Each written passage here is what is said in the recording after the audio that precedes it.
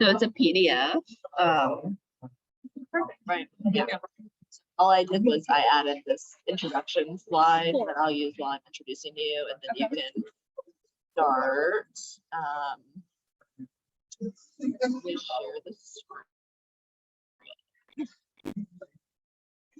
I don't know, is there like a present mode or The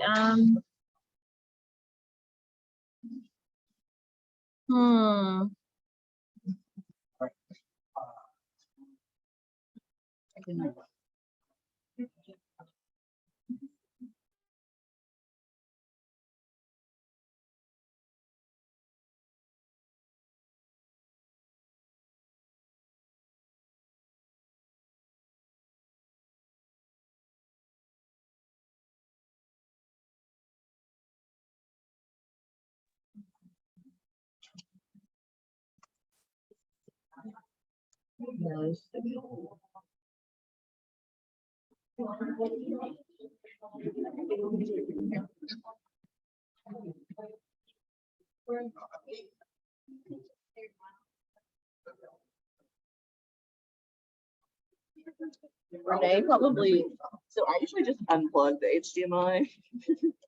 plug it in again. Renee probably did something fancy. We can try that. I mean, Oh, I mean, yeah, when it was like, when I'm done presenting, I usually just unplug it. I think she like turned it off, oh, okay. but I don't know. Oh,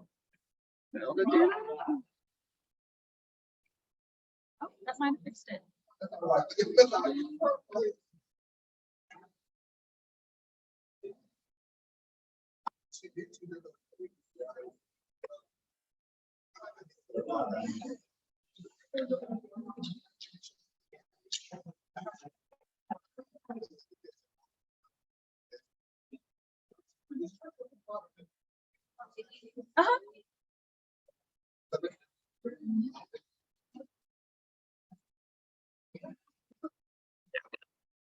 Yeah, she changed it from duplicate to something else that I'm not really sophisticated enough to. Full screen. There we go. Go to the back and I'll give you like, there's 10 minutes left, or what do you want? 10 or 5? No, that's, I don't know if we'll get through it, but we'll see. We'll see how it goes. Yeah. All right. We'll go ahead and get started. Yes, thank you all for coming. A couple housekeeping items. There's a sign-in sheet going around the room. Please sign in so that we know you're attending. After the presentation, please remember to fill out the evaluation. Again, you can access the evaluations with the QR code on the back of the program. Let me move this out of the way. Will that be okay up there? The session is being recorded. They probably won't be able to hear your voices. So if you ask a question, try to project. April will try to repeat it. I'm happy to introduce April Steele from EpicPivot. She is the Research and Insights Manager at EpicPivot. As a practicing anthropologist, April helps uncover shared truth and meaning in our complex world.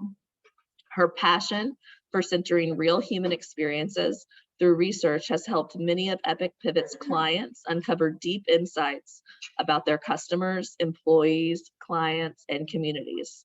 April is an expert in qualitative research, social innovation, and nonprofit strategy. She volunteers with several Memphis area organizations and currently serves as the board chair for Advocates for Immigrant Rights. Please help me welcome April. Thank you. Thanks for joining, everyone. I'm so excited to be here today. As she mentioned, I'm April Steele. I'm with EpicPivot, and I'm going to see about changing the slides here. Let's see. So EpicPivot is a human-centered design firm, and what this means is that everything we do is really centered around having real deep empathy for people, and using that empathy to inform business strategy, program evaluation, innovating new products and services. And so as an anthropologist, part of my job is to help uncover those human insights that then inform our work and can help us better serve our clients. And so we do work with nonprofit clients, we work with for-profit clients, big companies, small companies, everything in between. But pretty much all of our work does involve qualitative research to some degree. In fact, we're working with TCCN right now, and we actually used this method of empathy to work with TCCN's members to better understand member needs, experiences, pain points, to help inform TCCN's strategic plan. And so you can really use this methodology for just about any problem or challenge area you can think of, whether it's patients, donors, funders, policymakers. Really, it's just about listening deeply and using what you hear to inform your work. And so what I'll do is go over sort of what all of this terminology means and how you do it. And then we'll have a little practice exercise so that you'll actually get to use what we call design thinking or innovation methodology to create a solution for a partner today. So without further ado, we'll talk about what is empathy, why empathy, what are we talking about when we say empathy. And for this purpose, we're talking about improving patient experiences through empathy and improving our programs and services to better serve patients. But again, you could turn this on your internal employees, you could turn it on donors. It's really widely applicable. So we're going to be using, I'm going to be using a lot of terms kind of interchangeably. Design thinking itself is a framework that was developed by the Stanford Design School. It is an innovation methodology. So I might say design thinking, I might say human-centered design, I might say innovation.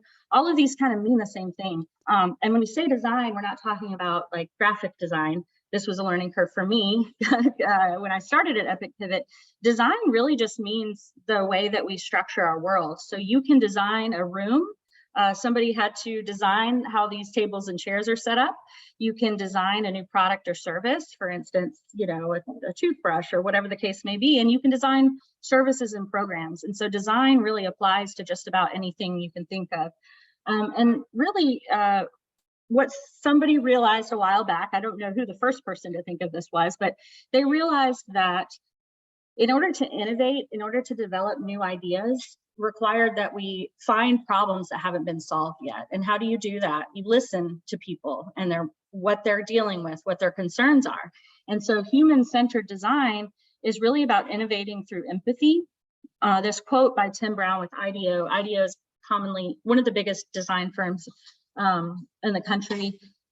He said, human-centered design starts from a place of not knowing what the solution to a given design challenge might be. Only by listening, thinking, building, and refining our way to an answer do we get something that will work for the people that we're trying to serve. So design thinking and human-centered design requires that we stop for a second and understand that we might have the problem completely wrong, right? We might not even understand the problem that we're trying to solve, or we might be solving the wrong problem. And so what you do is you start with empathy. You start by learning about your clients, your stakeholders, your patients, your end users, listening deeply and understanding sort of the context of their lives and what they're dealing with on a day-to-day basis. Only then do you earn the right to define the problem. And so empathy helps you better understand the world of your patients, for instance, and then define new problems based on what you hear. So the problem may not be what you think it is. Once you define, then you earn the right to start thinking about solutions. So then you move into ideate. And sometimes this framework is shown as a double diamond. And what I mean by that is the empathy phase, you're going to go really wide and you're going to hear a lot of stories, and it might not make sense all in aggregate. But once you start synthesizing and breaking down those learnings and the things that you're hearing, themes start to emerge, and you start to hear the same things over and over again, and you see things that you didn't see before. And so you start with empathy, you go really wide, then you define. And so then it comes to kind of a clarification point where you say, okay, this is the problem that we're solving for. Once you get to define, then you go into ideate, which is another part of the diamond where it flares back out, and you come up with as many ideas as possible. The ideate phase is really a point at which you don't want to limit yourself by thinking about things like budget, time, resources. You want to generate an abundance of ideas, and out of those ideas, there's going to be something really good that you can work with. Then you move into prototyping. This innovation methodology, part of the value of it is that you can fail fast and fail cheaply. And that's very important in our work because we don't have a lot of resources to work with, right? We can't develop a whole new program overnight. What we can do is just put pen to paper and come up with really simplified versions of different ideas and put them in front of people and test them. So prototypes start very, very low fidelity. And as you go through the next phase, which is testing, where you actually put it in front of people and get feedback, you iterate on those ideas until you arrive at something that's really, really desirable and solves that problem that you heard in the beginning. Sometimes you have to iterate and go all the way back to the beginning and redefine the problem, but it's an iterative process, and it allows you to refine the solution before you're investing, hundreds and thousands of dollars in a program that may or may not work. And so it's a way to fail fast, fail cheaply, and to get to a really good idea that that's going to solve a real problem for real people. I'm trying to think if there's anything else I wanted to say on this slide. I think that's it. But again, this process can be applied to just about anything. It's very widely applicable. And then I wanted to kind of talk about innovation terminology for a minute, because some of you may have heard some of these terms, some of you may have not. I know it's a lot to take in, and the term design is new to a lot of people in the way that I'm using it today. And so in the for-profit sector is where this really started. It was a way for companies to differentiate from their competitors by finding problems to create new products for that then nobody else had that product, right? So in the for-profit sector, you'll hear things like design thinking, user experience, customer experience, co-creation, and innovation. In the public and nonprofit sector, these ideas have started to catch on, and they are called things like social innovation, social impact design. A lot of times you'll hear participatory design, which comes out of the concept of participatory research, where you actually involve your clients and your patients and your stakeholders in the research itself, right? It's a way of really kind of co-creating, again, that's a design term, co-creating with the people that you're serving. Client-centered design and community engagement are some other terms. And then in the healthcare sector is starting to pick up on this. And so there are terms now like patient-centered design, patient-centered care, and patient experience. So we are doing a project right now with a company developing a patient experience program, and we're starting with empathy. So we're going to start talking to their patients. They're a home care service, and so we're going to go into people's homes and talk to them and find out how they live and how they interact with their care providers and what they're looking for in a great experience from an at-home healthcare service. And then we're going to use that to design then the metrics that they will use to continue to monitor that experience over time. So again, this is used very widely in lots of different sectors, but the kind of core piece of this is that empathy. It's always where you start from is talking to people and understanding the context of their lives. So I wanted to give you guys some ideas for how you might use patient-centered design or patient-centered care or evaluate your patient experience. And this is not exhaustive. This is just what I could come up with. You might use it to improve accessibility. So how are patients finding your clinic? How do they get to the clinic? How do they navigate the clinic once they're there? Or how do they navigate even the entire network of social services that they have access to? And how can we improve that? How can we help them get better access to these services? Develop effective messaging. So how do patients want to be talked to? What language do they use? And can we, use language that's going to resonate with people? You could use it to increase adherence to treatment plans. If you find maybe your patients struggle with taking their medications or showing up to appointments or whatever the case may be, you might think you know why that is, but talking to people is going to reveal things that you didn't anticipate or didn't even think to ask about. You can improve your overall patient experience. So how are providers interacting with patients at every touch point along their visit? How are we addressing social determinants of health? You could even use it to enhance your clinic environment if you're looking to kind of reorganize your space or create a really welcoming waiting room. You might use empathy to inform those things. And so it's really, just about understanding and listening to people, because you're always going to hear something that you would not have anticipated or even thought to have known to ask. So I thought we would stop here for just a second and just kind of popcorn or brainstorm. I'm curious to, thinking about the healthcare industry overall, are there any examples that you all can think of about how the healthcare industry may have failed to design solutions that meet patients where they are, and ways that maybe the healthcare industry could use patient-centered design or empathy to improve? Telling someone that they're not there and instantly telling them this is what you need. Thank you.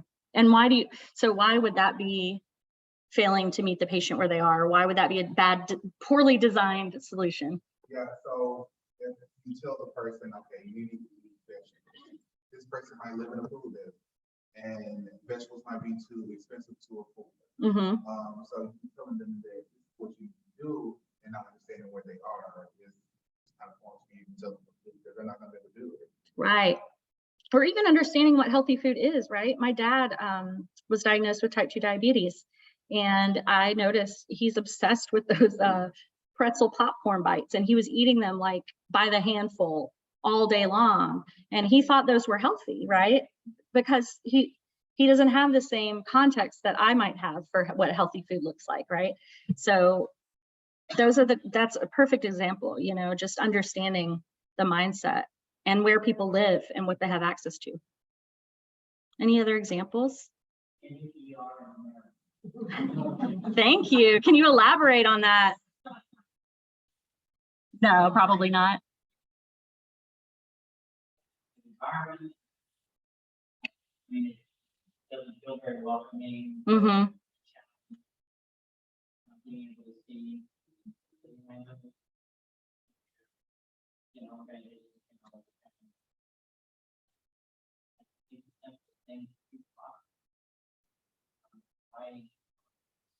Mm-hmm. use distractions. Mm-hmm. That's a great example. Yes.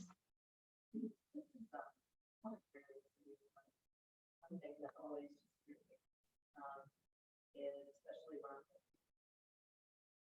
it's like COVID, there's a big emphasis on, the office that you are looking, they want you to check it online, which I love. But then when you get there, and then you do the paperwork, and you fill out everything online. Yeah. Right. It's another great way to use this type of thing is to find like process improvements and those little things that just aren't, you're like, wait a second, what? And you realize like, why does this thing still exist? It's left over from some policy that was enacted like 20 years ago, it's great at identifying those things. Any other? Yeah. Oh. specifically with like people who are probably not.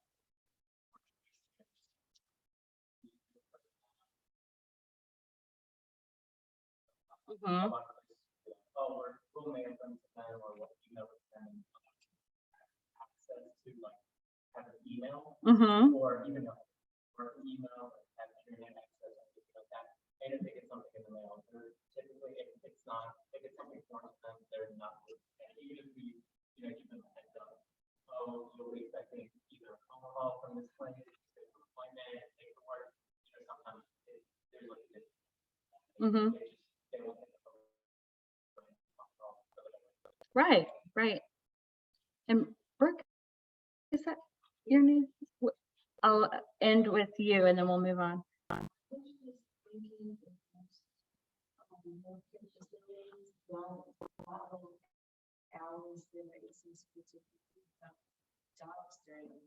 Mm-hmm.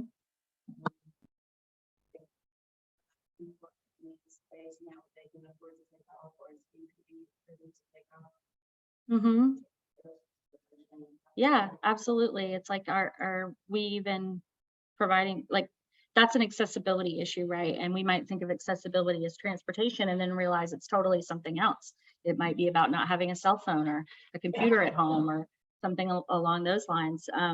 One other example I can think of, in my former days before I worked for EpicPivot, I worked for a local nonprofit called Latino Memphis, and we were doing focus groups about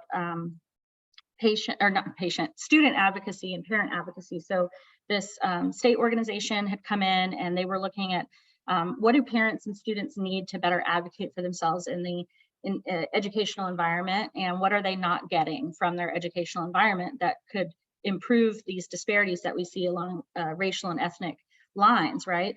And so we held these focus groups and we were like, what do you need? What are you not getting? What are your kids not getting? What could better prepare your kids to succeed in school? And it was so interesting because, like, coming from my background, this is an advocacy issue. It's about speaking up for what you need. It's about asking to have the same access to the same resources that everybody else has, right?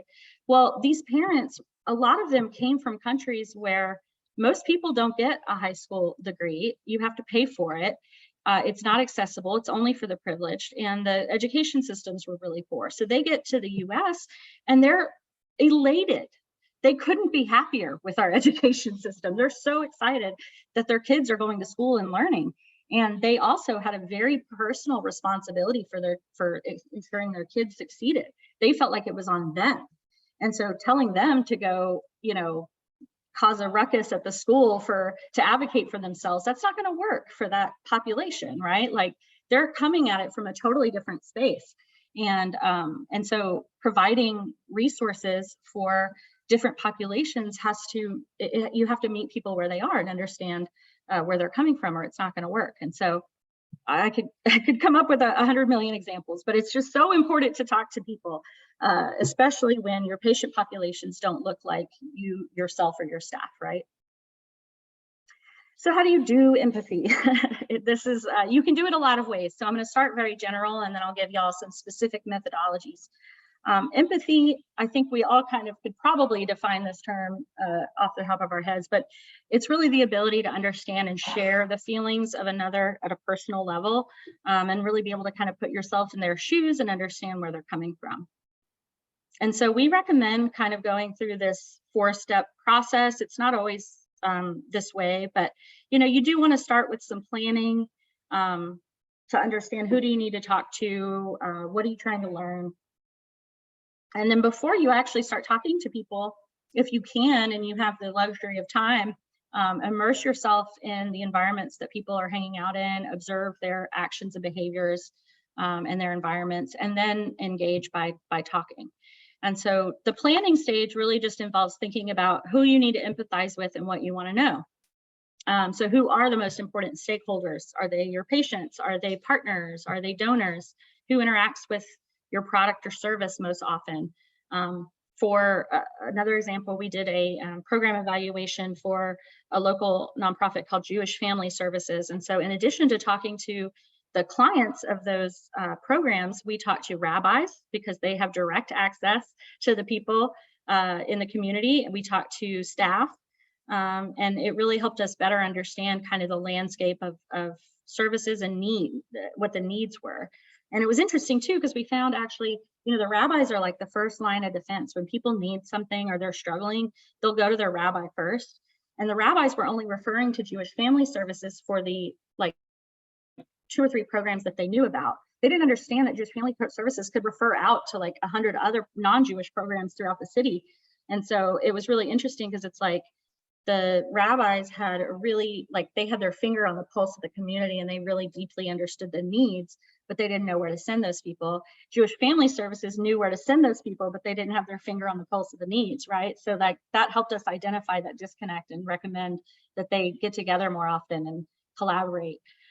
Where do you find them? You want to think about what locations might give you the best access to folks. So if we've done pet projects for pet companies, and we'll go to like dog parks and pet food stores and stuff like that.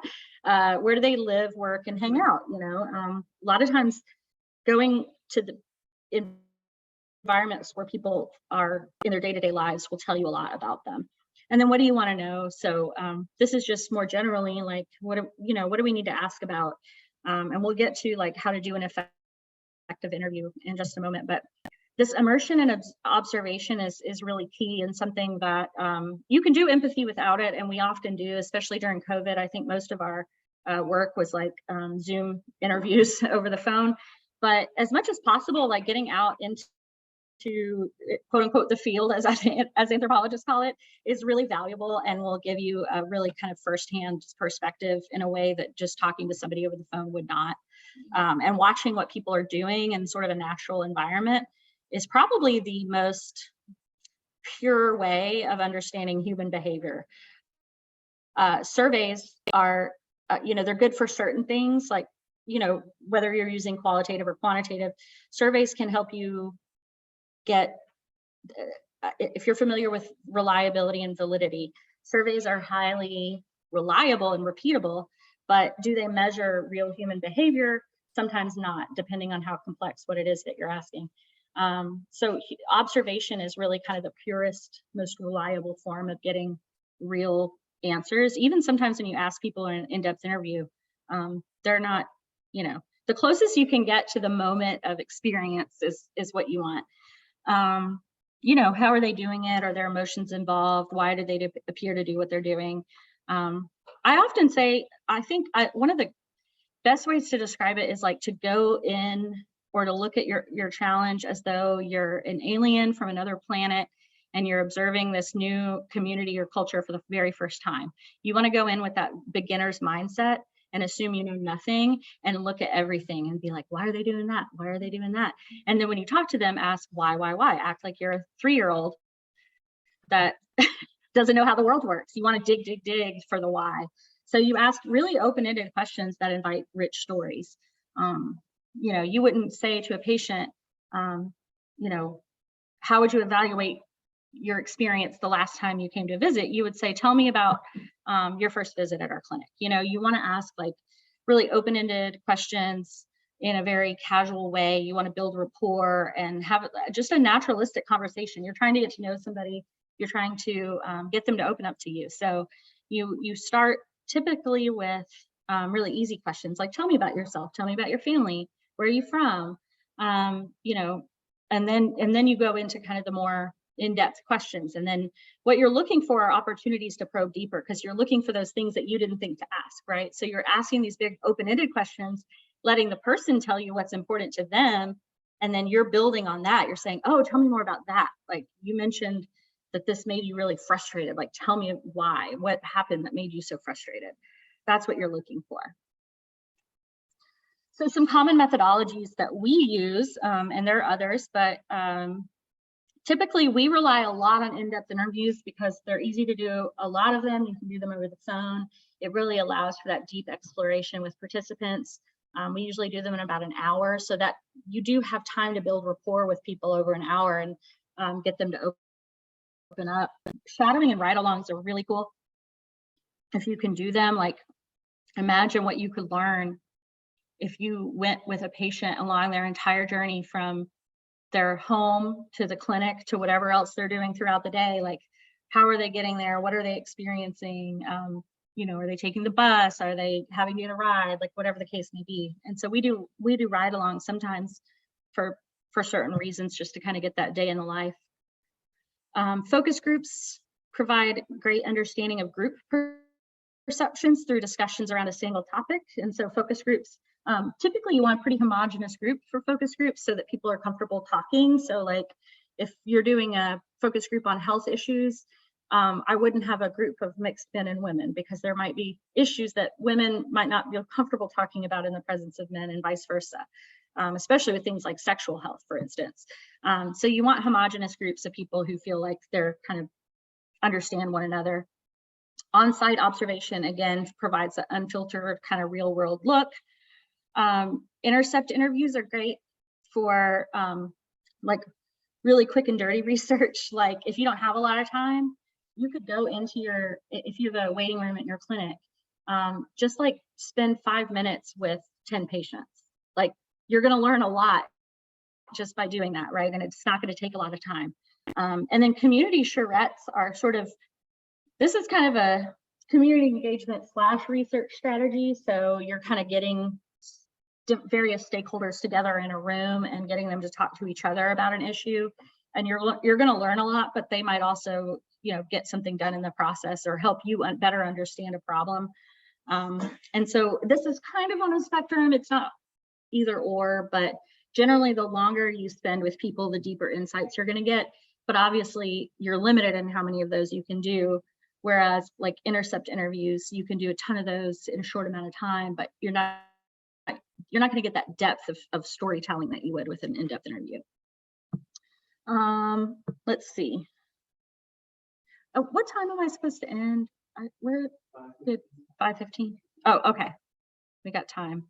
So I have an exercise that I was going to let y'all do, which is like a really quick design thinking exercise where you go through all of these phases. But I figured I would just open it up to questions first and just see what y'all want to talk about. And if we have time, we'll do the exercise. If not, that's fine too. But yeah, any questions?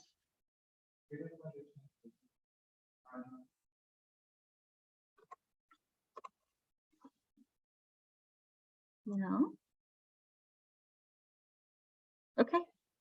Well, we'll do the exercise. So what we're going to do, this is a design challenge or design sprint.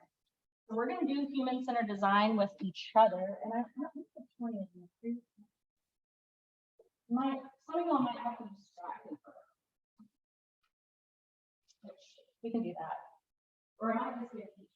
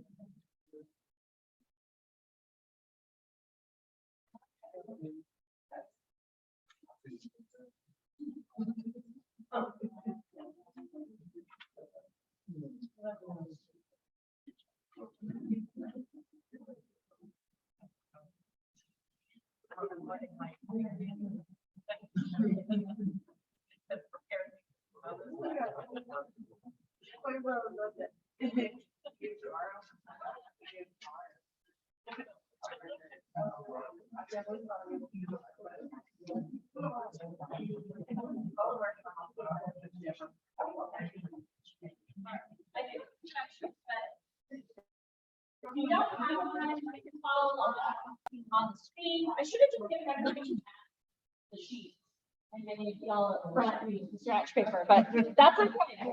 I'm going to explain it. So we're going to go through the entire design thinking process in about 25 minutes. So the challenge here, and I try to think of something we're probably all dealing with. It's compassion fatigue and burnout. So we are going to design a solution for our partner that addresses this issue of compassion fatigue and burnout. And again, this solution is going to be specifically for your partner. You're designing for one person in this scenario. So working in pairs, you're going to interview each other, design a solution that will help improve your partner's mental, emotional, and spiritual well-being. So step one is empathy. This is the whole purpose of what we've been talking about today, but you are going to go through the other steps as well. But step one is empathy. So we will take a minute if you want to reflect on your own experiences and to develop a couple of questions. So if you want to kind of not start right away and think of some questions, I have some example questions here, but think of more. And like I said, these questions are just a starting point. They're to get you to probe and to go deeper and to say, why? How did that make you feel? You know, you're kind of like digging for the truth, right? So we're going to take 5 minutes and interview each other, and I will let you know when to switch and just take detailed notes on what your partner says, because you're going to go back to these notes to reflect. So I'm going to put 5 minutes on the clock.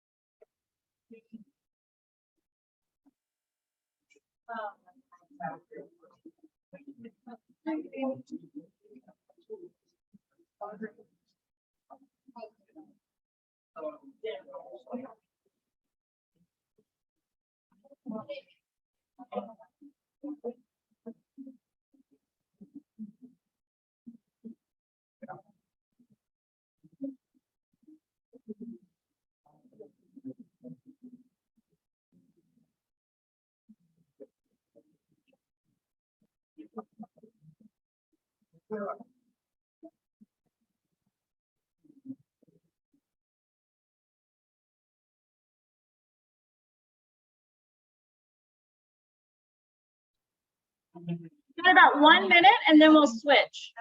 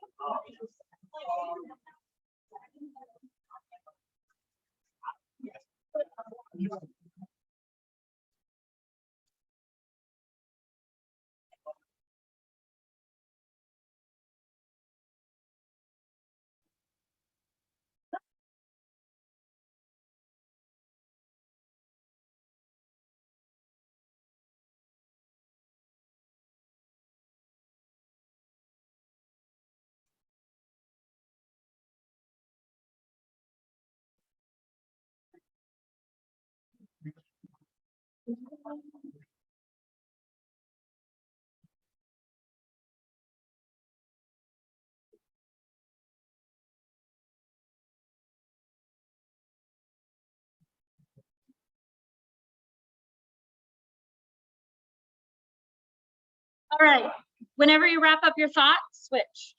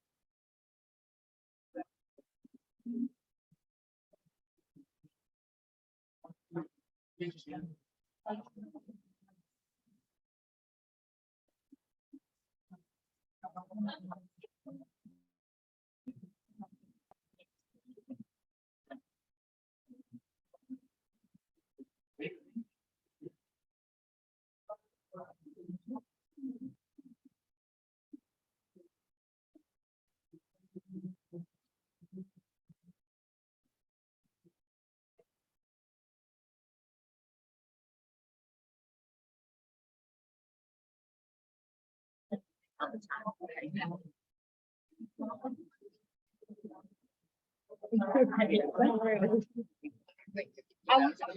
was like, what did we run? I couldn't remember if it was, okay, I couldn't remember if it was an hour or 50 minutes, but we told you minutes so that there would be, yeah. Okay. If we go over, but yeah, you have, yeah. I'm sure no one will be upset if we enter. Yeah. So I don't think. Yeah. So when I was at family service. Yeah.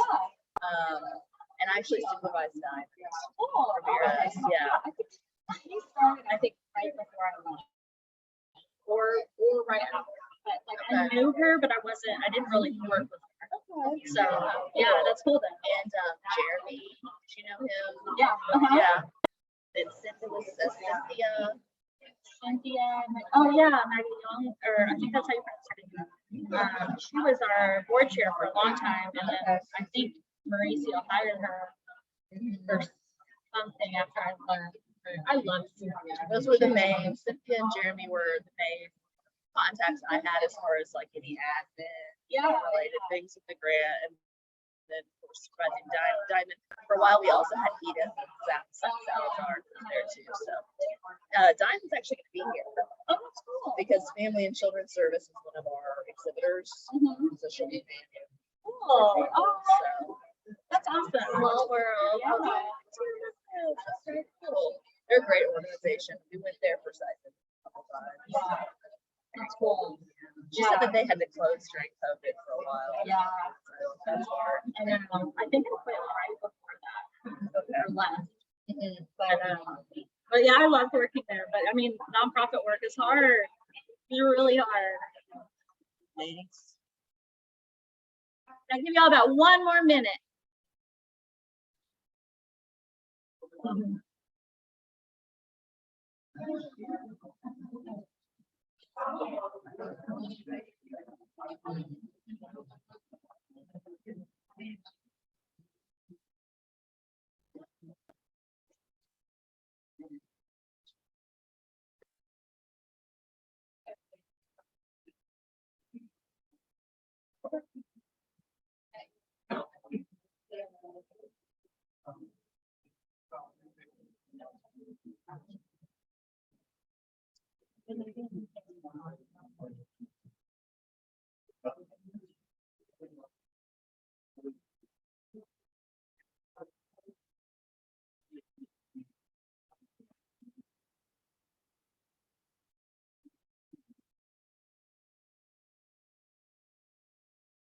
All right, if everyone could wrap up whatever thought you're on, and we'll move on to the next step.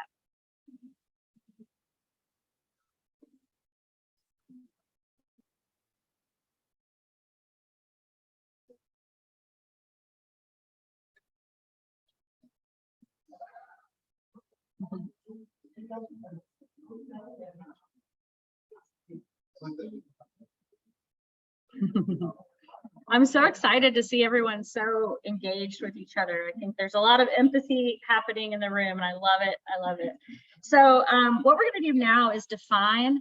And so this is the stage where you kind of reflect on what you heard and synthesize it into a actionable problem statement. So the first part of this are themes and insights. So you'll take a minute and just kind of reflect on what you heard. What were the key themes that came out of your conversation? What were the underlying needs, hopes, desires, and what's preventing your partner from fulfilling these needs? What's getting in the way? What's causing issues? And so you can kind of infer at this point, right? Because you've empathized, you can kind of say, okay, this is what's not working quite right, or this is what they really want, and this, this is what's getting in their way. So I'll give you just a couple minutes to reflect. And then we're going to go into creating a point of view statement. So I'm just going to put 2 minutes on the clock, and then, and if you need to sneak in like one extra question, I won't ding you.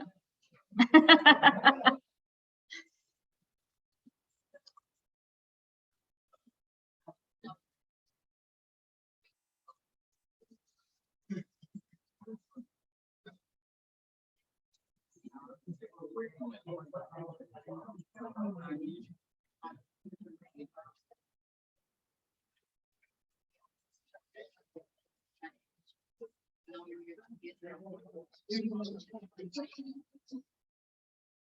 right, everybody's talking now.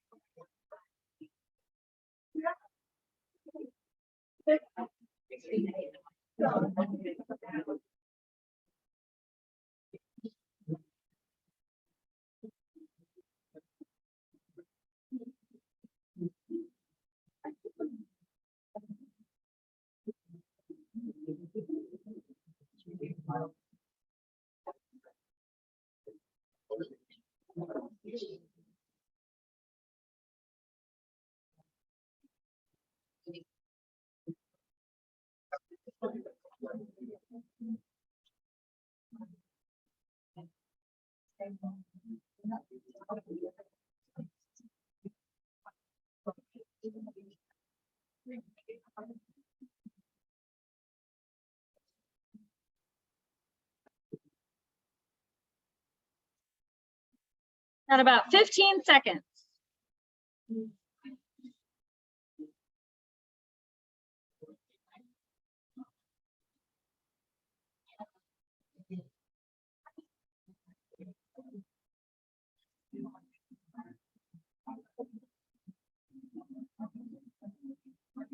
All right.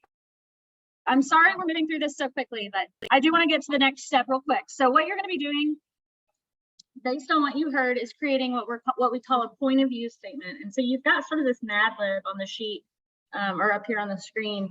It's, you want to come up with an adjective in your partner's name. So describe your partner in a way that reflects who they are as a person. And then you'll say this person needs, wants, desires, wishes for, hopes for, dreams for, blah, blah, blah. The core need that you're putting here is not the thing that is not the innovation, it's not the solution, it's the inner need. So it doesn't need to be like a noun. It doesn't need to be they want and desire a really good book to read or something like that. It's they want to feel more connected to nature. They want to you know, watch their children grow up. It's the underlying need that's being expressed that you're going to solve for. So adjective, partner's name, needs, wants, desires, core need, but surprisingly, unfortunately, and then you're going to put a key insight. So what's kind of getting in the way of that need, what is informing that need, what, you know, this is kind of where your interpretation comes in, where you're saying, you know, this is what I want to solve for my partner. This is what I heard that they're really looking for, and what I want to, you know, figure out so that they can have that thing in their life, right? Does that make sense? It's a little bit interpretive, a little intuitive. So just take a minute and I'll have y'all share out maybe one or two before we move on. So I'll give you about, oh, we're already at 5:09. Okay, we might end on this exercise. But I do want to share out. So I'll give y'all like 2 or 3 minutes and then we'll share. And then if you want to do the ideation at home, you can.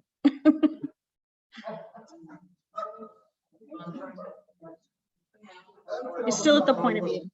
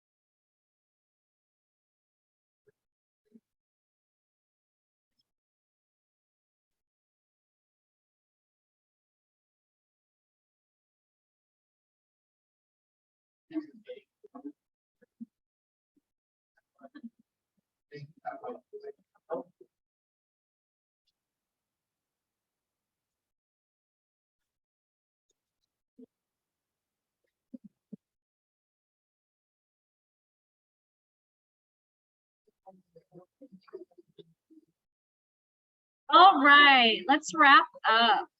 It is 5:12, so we have 3 minutes left. Please stay. Does anybody want to share their point of view statement that they came up with for their partner?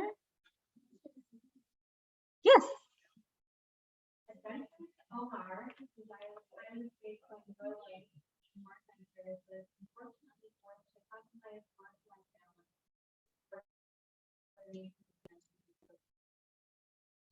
Great. Does that reflect kind of your experience? And yeah, good, good. Who else has one? Yes.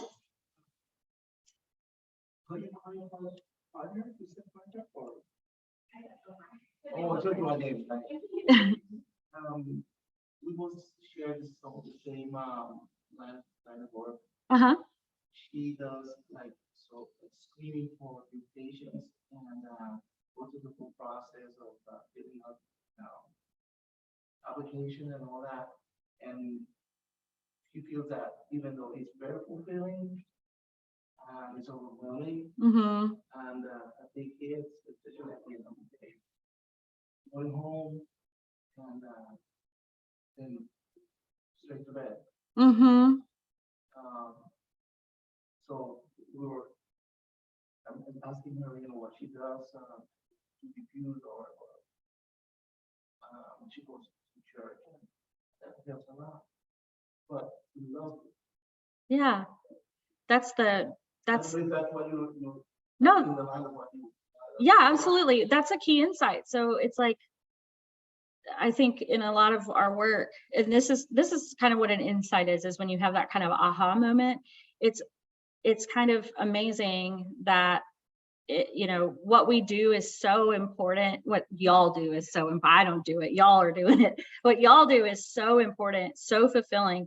And it's amazing that you can be so fulfilled and love what you do every day, and still it drains you and makes you feel anxious or sad, or you know what I mean? It's like those two extremes. That's a really fruitful place for innovation and creativity. And so what I would have had y'all do, if we had more time, is prototype 3 radically different solutions. So it could be an app, it could be a flavor of tea, it could be any number of things, but basically you come up with 3 radically different ideas. The sky's the limit. And then you test those with your partner to see, does this meet your needs? And when you're testing something, you're not testing it to sell it, you're testing it to get their feedback and say, how would this work for you? Why or why not? And then you iterate. And so you develop another solution, and then you tell your partner's story. So there's an element of storytelling to design thinking as well. But unfortunately, we don't have time. But if anyone else wants to share their point of view, oh, it's 5:15. Y'all are free to go. Leave. Thank y'all so much.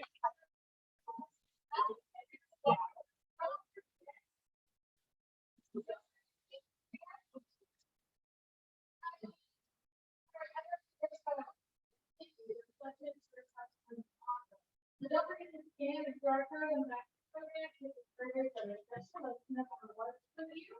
And then you can see that there's out, the buses in the south, they're past the main body, all the way down to the end of the building. At Church Hall, Jimmy, Thank you so much. Hey, I have a little token for you. I want to try some. I know. Well, I'm gonna try Do it. you want me to open it and you can have one? Are you sure? I will. I think we're gonna have an extra. I was joking around there. I was like, well, I did the Halloween slide. The glittery. So I think I can look at the Yeah. I just haven't tried the envelope, right? Yeah, good. Thank you all so much. Thank you. It's wonderful. What you did this morning, and this was great. Of course. I think Huh? I hate that I'm doing much of it. I didn't know it's bad. I mean, it's good.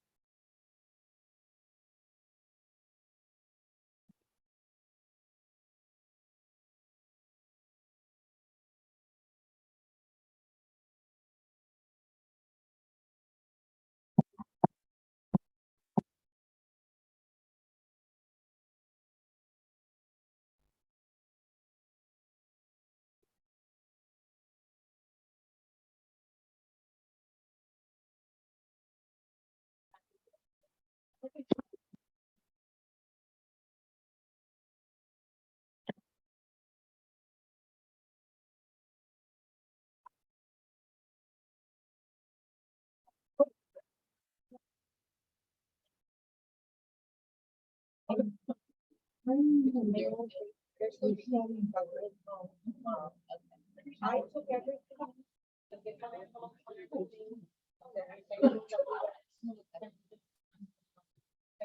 People here at 8 and have breakfast and then. That works.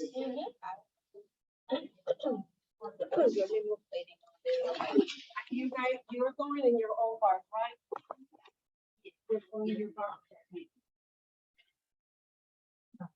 Thank you so much. Such a good time today.